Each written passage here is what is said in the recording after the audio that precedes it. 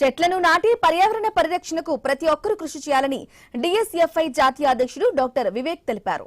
ఆయన పుట్టినరోజు సందర్భంగా మహబూబాబాద్ జిల్లా కేంద్రం ఇందిరానగర్ కాలనీలోని ప్రభుత్వ ప్రాథమిక పాఠశాలలో 100 మొక్కలను నాటారు.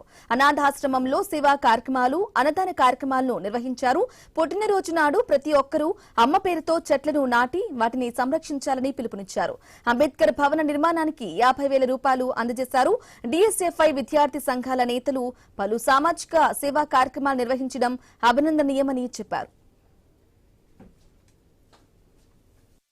కుర్వి మండలంలో నేను కుర్వి ప్రాపర్ గ్రామ పంచాయతీలోనే ఒక కమ్యూనిటీ హాల్కి చాలా దయనీయ పరిస్థితుల్లో ఉండే అటువంటి దయనీయ పరిస్థితుల్లో ఇవాళ నుంచి దాన్ని ముందుకు తీసుకుపోవాలనే ఇదితో నా బాధ్యతగా ఒక 51,000 రూపాయలు అక్కడ ఇవ్వడం జరిగింది. అదేవిధంగా ఒక 500 చెట్లు నాటి ఓజోన్ లేయర్ ఏ విధంగా అయితే తేమని డెవలప్ చేస్తూ ఉందో దాన్ని తగ్గించే విధంగా ప్రతి ఒక్కరు కూడా చెట్లు నాటాలి అనే ఒక మెసేజ్ ఇవ్వడానికి ఇలా అనేక సంక్షేమ పథకాలు ముందుకు తీసుకుపోయినాం.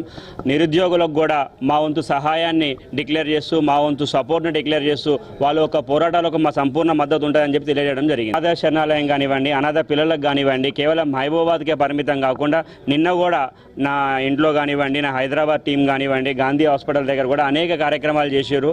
నేను ఉన్నంత వరకు నాకు సమాజం ఏమిచ్చింది అన్నదానికంటే నేను సమాజానికి తిరిగి ఏమి ఇచ్చింది అనేది మాత్రమే ఆలోచిస్తా.